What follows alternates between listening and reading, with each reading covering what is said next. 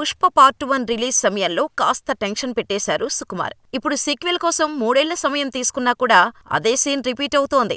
అసలు అనుకున్న సమయానికి పుష్ప 2 సినిమా వస్తుందా లేదా అనే అనుమానం సోషల్ మీడియాలో చక్కర్లు కొడుతోంది. ఇప్పటికే ఈ సినిమాను అనేకసార్లు వాయిదా వేసి డిసెంబర్ 5న విడుదల చేసేందుకు రంగం సిద్ధం చేశారు. రిలీజ్ కు ఇంకా 10 రోజులే ఉంది. అయినా కూడా ఈ సినిమా లాస్ట్ సాంగ్ చిత్రీకరణ ఆదివారంతో పూర్తయింది. ప్రస్తుతం సుకుమార్ పోస్ట్ ప్రొడక్షన్ వర్క్ లో బిజీ అయ్యాడు. ఈ క్రమంలోనే ఆయన పాట్నా ట్రైలర్ రిలీజ్ ఈవెంట్ కు చెన్నైలో జరిగిన వైల్డ్ ఫైర్ ఈవెంట్ కు రాలేదు. కానీ 27 నాటికి తొలి కాపీ పూర్తయితే గానీ సెన్సార్ కు పుష్ప 2 వెళ్లలేని పరిస్థితి ఉంది. ఈ సినిమాను 6 భాషల్లో పాన్ ఇండియా లెవెల్లో రిలీజ్ చేసేందుకు ప్లాన్ చేస్తున్నారు. కాబట్టి అన్ని భాషల్లో ఫైనల్ కాపీలు సిద్ధం చేసి సెన్సార్ పూర్తి చేయాల్సి ఉంది. మామూలుగా అయితే పెద్ద సినిమాలకు రిలీజ్ కు నెల రోజుల ముందే సెన్సార్ పూర్తి చేసి నెల రోజుల పాటు ప్రమోషన్స్ తో బిజీ అవుతుంటారు మేకర్స్.